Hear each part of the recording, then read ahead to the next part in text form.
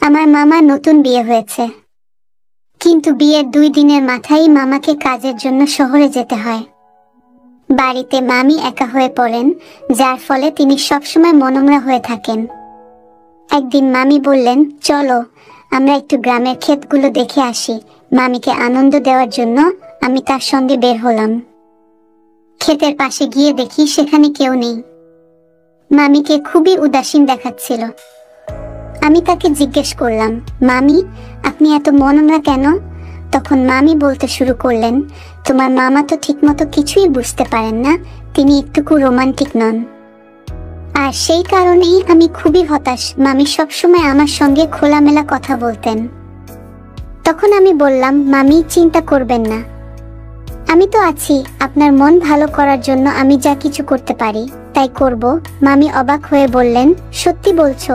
আচ্ছা, আমরা দুজনেই এখানে আছি, দেখব কেমন করে তুমি আমাকে খুশি করবে।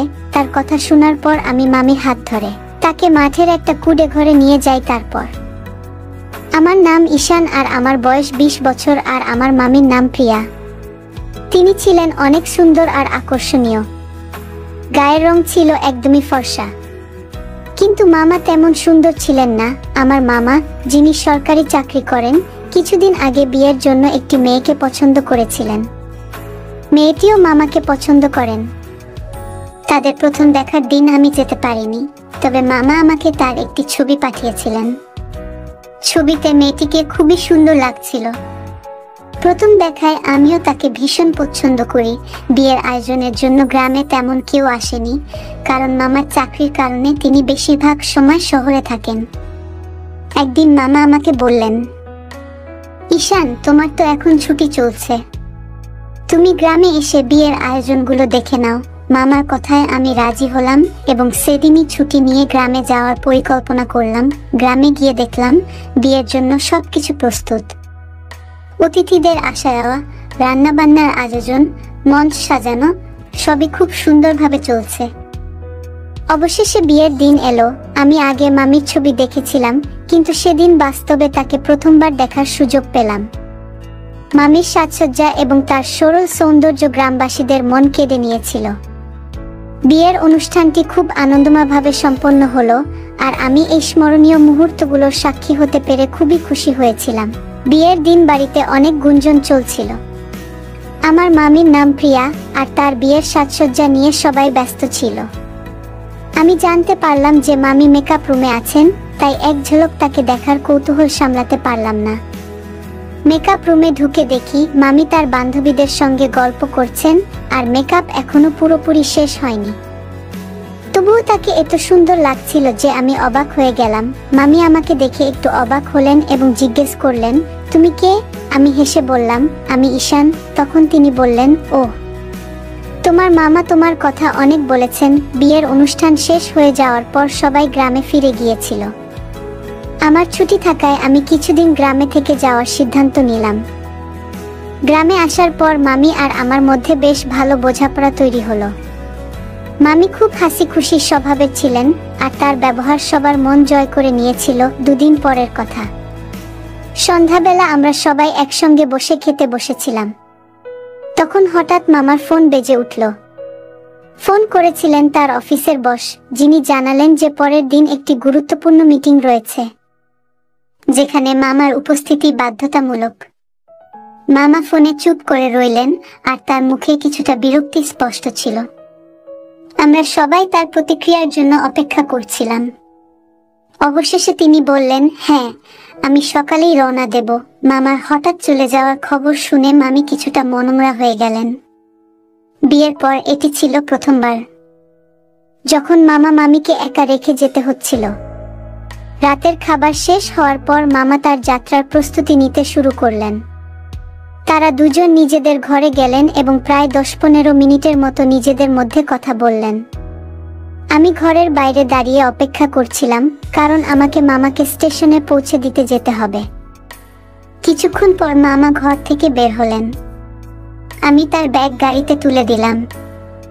আমরা যখন রওনা হলাম, তখন গাড়িতে একটি অদ্ভুত নীরবতা বিরাজ করছিল। পথে আমি মামাকে বললাম, মামি কিন্তু আপনার এই হঠাৎ যাওয়ার খবর শুনে খুবই কষ্ট পেয়েছেন। মামা চুপ রইলেন। তিনি জানালার বাইরে তাকিয়ে গভীরভাবে একটি দীর্ঘশ্বাস ফেললেন। তার মুখে কিছুটা অপরাধবোধের ছাপ ছিল, যেন তিনি মামিকে একা রেখে যাওয়ার বিষয়ে খুবই অস্বস্তি অনুভব করছিলেন। আমি তার এই নীরবতা দেখে আর কিছু বললাম না, শুধু গাড়ি চালাতে লাগলাম। স্টেশনে পৌঁছে আমি মামার ট্রেনের জন্য অপেক্ষা করছিলাম। তিনি আমার কাঁধে হাত রেখে বললেন, তোমার মামিকে দেখে রেখো, আমি তাড়াতাড়ি ফিরে আসব। আমি মাথা নেড়ে বললাম, চিন্তা করবেন না মামা, আমি মামিকে ভালোভাবেই দেখে রাখবো। আমি যখন বাড়ি ফিরলাম তখন মামিকে খুবই চিন্তিত এবং বিরক্ত দেখাচ্ছিল। তার মুখের অভিব্যক্তি স্পষ্ট করেই বোঝাচ্ছিল যে তিনি এই পরিস্থিতিতে মোটেই খুশি নন। আমি ধীরে ধীরে তার কাছে গিয়ে বললাম, মামি কি হয়েছে? আপনাকে খুব মনমরা লাগছে। মামি আমার দিকে তাকালেন এবং বললেন, তোমার মামা যা করেছেন সেটা ঠিক হয়নি।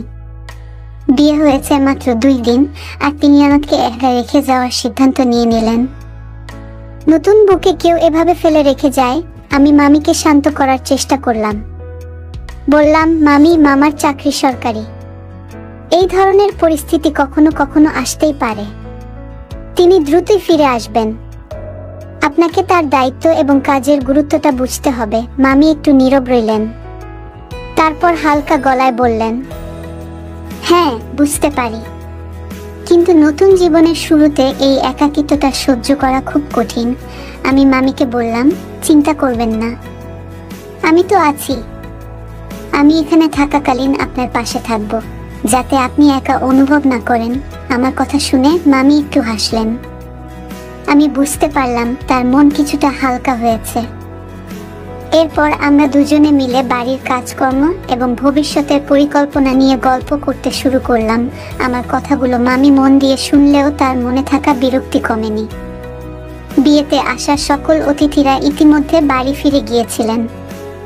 এখন বাড়িতে শুধু আমি আর মামি।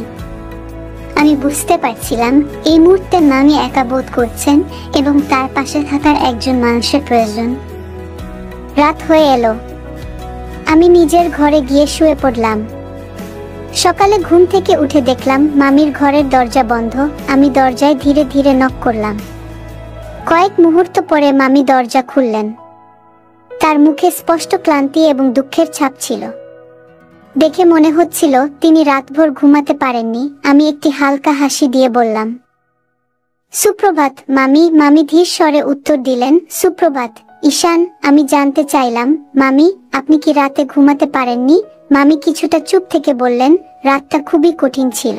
একা থাকা, নতুন পরিবেশে মানিয়ে নেওয়া, সবকিছু যেন আমাকে ক্লান্ত করে দিচ্ছে। আমি তাকে বোঝানোর চেষ্টা করলাম। বললাম, মামি আমি এখানে আছি, আপনি একা নন। চলুন সকালে নাস্তার জন্য কিছু করি। আমরা একটু গল্প করব, আপনার মন ভালো হয়ে যাবে। আমার কথা শুনে মামি একটু হাসলেন। তার চেহারায় কিছুটা প্রশান্তি ফিরে এলো। এরপর আমরা সকালের কাজকর্ম শুরু করলাম এবং গ্রামীণ পরিবেশের স্নিগ্ধতায় দিনটি কাটাতে লাগলাম। মামি বললেন, কিভাবে ঘুমাই ঈশান? মামা চলে যাওয়ার পর মনটা বড়ই অশান্ত, কোনো কিছুতেই শান্তি পাই না।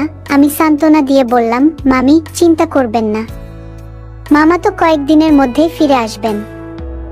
তার আগে আমি তো আছি আপনার সঙ্গে। মামার অভাব আপনাকে একটুও টের পেতে দেব না। আপনি যা প্রয়োজন বলবেন আমাকে। আমার কথা শুনে মামি একটু মুচকি হাসলেন। বললেন, সত্যিই ঈশান? আমি হেসে বললাম, অবশ্যই মামি। এখন আপনি খুশি থাকুন। মামি একটু ভালো অনুভব করতে শুরু করলেন। আমি বললাম, তাহলে চলুন, তৈরি হয়ে বাইরে আসুন, একসঙ্গে বসে চা খাই। এদিকে দাদি চা বানিয়ে ফেলেছিলেন। আমি চা খেলাম এবং কিছুক্ষণ পর মামি চা আনতে বারান্দায় এলেন। তার মুখ এখনো বিয়ের পরের মতোই মায়াবী লাগছিল। মনে হচ্ছে মামিকে বিয়ের পর আরো বেশি সুন্দর লাগছে, কিন্তু তার চোখে মামার অভাবের যন্ত্রণা স্পষ্ট দেখা যাচ্ছিল। আমি মামিকে আনন্দিত করার জন্য বললাম, মামি আজ আমরা কোথাও বাইরে যাই। তোমার নিশ্চয়ই বোরিং লাগছে বাড়িতে বসে। মামি হালকা হেসে বললেন, তুই তো একেবারে আমার মনের কথা বুঝে গেছিস। আমিও ঠিক এমনটাই ভাবছিলাম। বাড়িতে বসে আর কিছু ভালো লাগছে না, কোথাও ঘুরতে যেতে ইচ্ছা করছে। আমি জিজ্ঞাসা করলাম, তাহলে বলো কোথায় যেতে চাও? মামি একটু ভেবে বললেন, কোথায় যাব সেটা তুই ঠিক করো, তবে এমন একটা জায়গা চাই যেখানে মনটা একটু শান্তি পাবে। এখন খুব একা একা লাগছে। আমি হেসে বললাম, ঠিক আছে মামি, সব প্ল্যান আমি করে ফেলছি। মা বললেন, তোমরা কোথাও যাওয়ার প্ল্যান করছো? ঠিক তখনই আমার দিদা বললেন, ঈশান, আজ তোমাকে খেতে যেতে হবে, মোটর চালু করতে হবে। কাজের লোকরা নেই আর গাড়ির ছেলেও 15 দিন ধরে ছুটিতে। আমি বললাম, ঠিক আছে দিদা, আমি যাচ্ছি। তারপর জামা বদলে খেতে যাওয়ার জন্য প্রস্তুত হলাম। বাড়ি থেকে বেরোতেই মামি আমাকে জিজ্ঞাসা করলেন, ঈশান, এত সুন্দরভাবে প্রস্তুত হয়ে কোথায় যাচ্ছ? আমি হাসতে হাসতে বললাম, মামি, খেতে যাচ্ছি মোটর চালু করতে।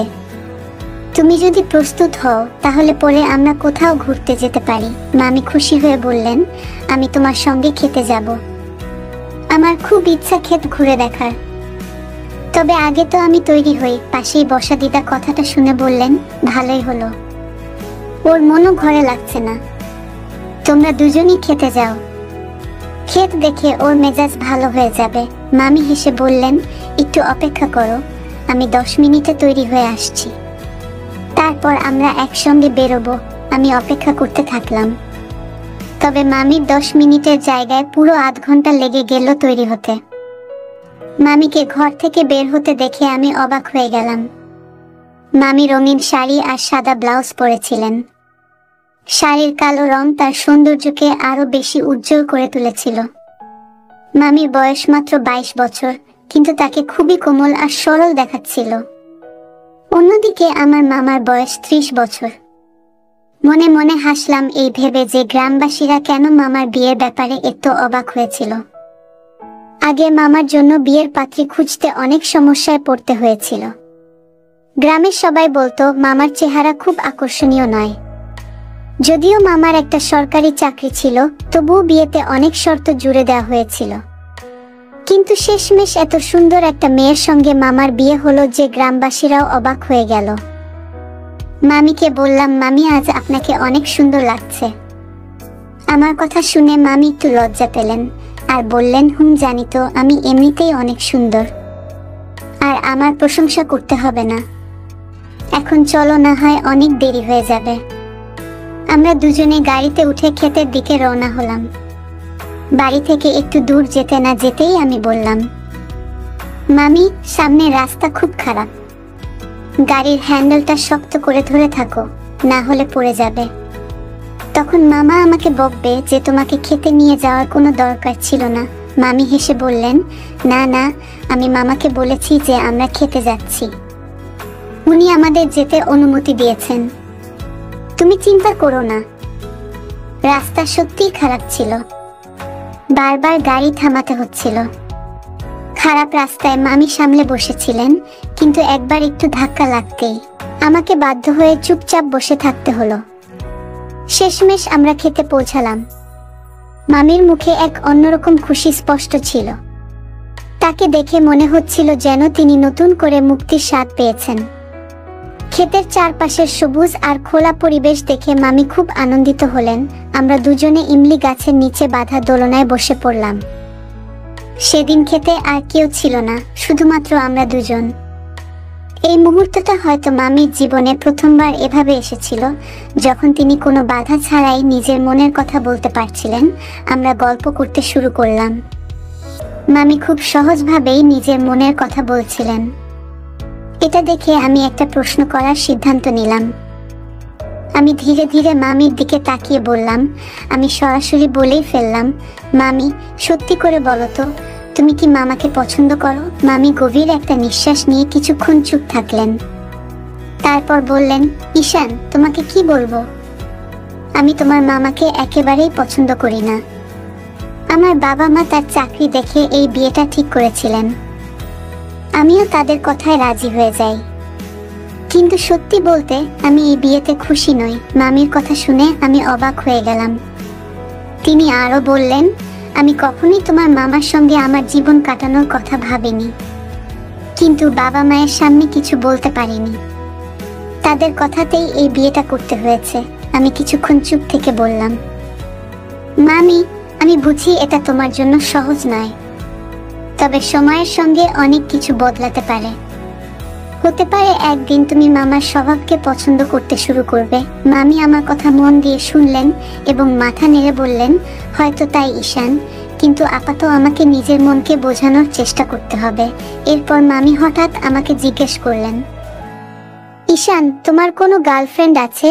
আমি হেসে বললাম, না মামি, আমার কোনো গার্লফ্রেন্ড নেই। মামি অবাক হয়ে বললেন, তুমি দেখতে এত সুন্দর এবং স্মার্ট, তবু তোমার গার্লফ্রেন্ড নেই? এটা কিভাবে সম্ভব? তখন আমি মামিকে জিজ্ঞাসা করলাম, তোমার কি কখনো কাউকে ভালো লেগেছিল? মামি একটু মুচকি হেসে বললেন, যদি। মামি হেসে বললেন, তোমার মতো কেউ যদি তখন আমার জীবনে আসতো, তাহলে আমি তখনই সব ছেড়ে পালিয়ে যেতাম। আমরা দুজনেই এই কথা শুনে হেসে উঠলাম।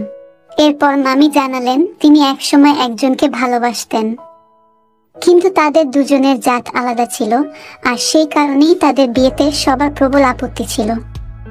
তিনি সাহস করতে পারেননি, আর সেই ছেলেটিও খুব ভয় পেয়ে গিয়েছিল। আমরা সারাদিন গল্পে মেতে রইলাম। তারপর সন্ধ্যাবেলায় বাড়ি ফিরে এলাম। মামি আর আমার কথোপকথনে যেন একটা বন্ধুত্বের সম্পর্ক তৈরি হয়ে গিয়েছিল। 4 দিন পর মামা বাড়ি ফিরলেন, আর আমি আমার নিজের বাড়িতে ফিরে এলাম।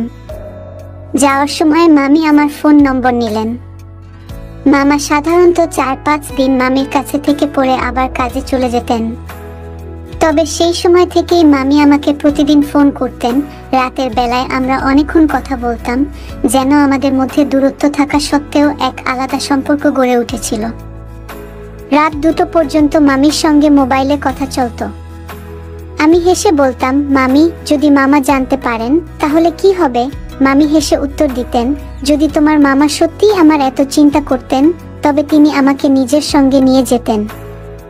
দেখো, আমাদের বিয়ের 2 মাস হয়ে গেছে, কিন্তু তোমার মামা এখনো একবারও ভালোবাসার মিষ্টি কথা বলেননি। আমি তার কাছ থেকে এতটা নিরাশা আশা করিনি। আমি বললাম, মামি, তুমি চিন্তা করো না, কাল আমি তোমার কাছে আসব, আমরা আবার খেতে যাব। মামি খুশি হয়ে গেলেন। তবে পরের দিন যখন আমি গেলাম এবং আমরা খেতে পৌঁছালাম, তখন মামির মুখে কোনো আনন্দ ছিল না। তিনি বেশ হতাশ এবং রাগান্বিত দেখাচ্ছিলেন।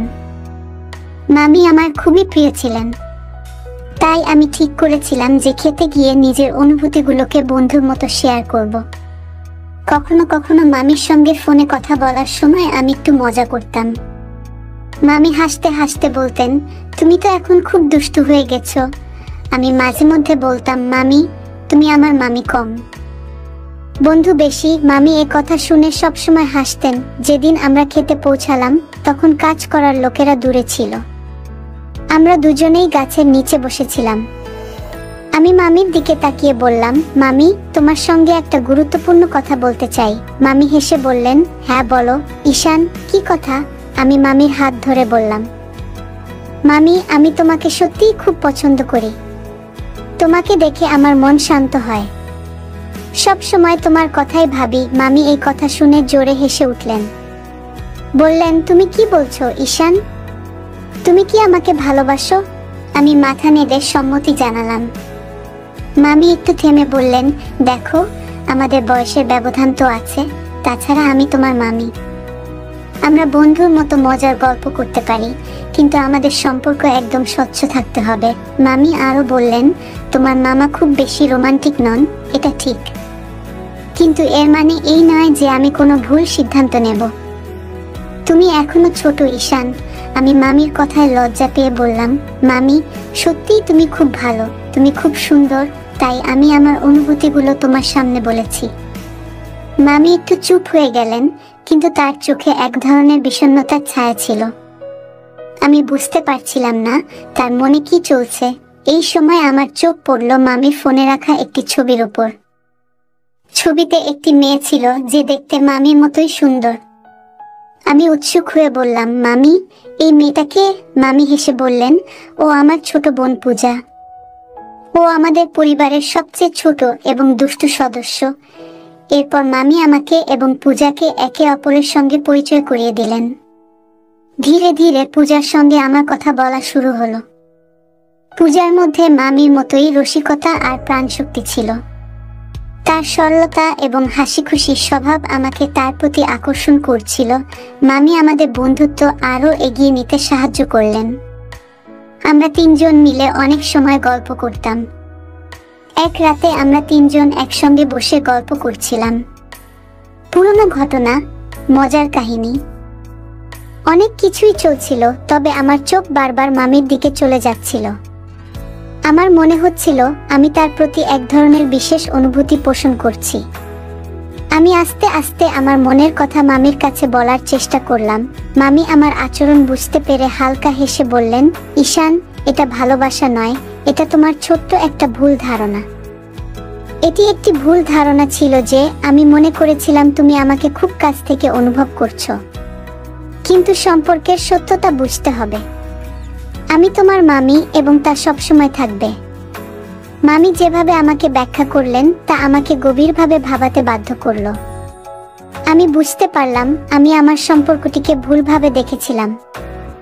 মামি আমাকে শান্তি এবং ধৈর্য শেখালেন এবং আমি নিজের অনুভূতিগুলো নিয়ন্ত্রণ করতে শিখলাম। মামি আমাদের বন্ধুত্বকে আরও এক ধাপ এগিয়ে নিয়ে যেতে সাহায্য করলেন। ধীরে ধীরে আমি এবং পূজা একে অপরের কাছাকাছি আসতে থাকলাম এবং শেষ পর্যন্ত আমরা একসাথে বিয়ে করলাম। এটি সম্ভব হয়েছিল মামির সহায়তায়। তবে মামি এখনো আমার সেরা বন্ধু। তিনি আমাকে শিখিয়েছেন সম্পর্কের গভীরতা বুঝতে এবং তাদের পবিত্রতা রক্ষা করতে কিভাবে আগ্রহী থাকা উচিত। আজও যখন আমি মামিকে নিয়ে পুরনো স্মৃতির কথা বলি, তার হাসি এবং পরামর্শ আমাকে অনুপ্রাণিত করে। বন্ধুরা, যদি এই গল্পটি ভালো লেগে থাকে তাহলে দয়া করে ভিডিওটি লাইক করুন এবং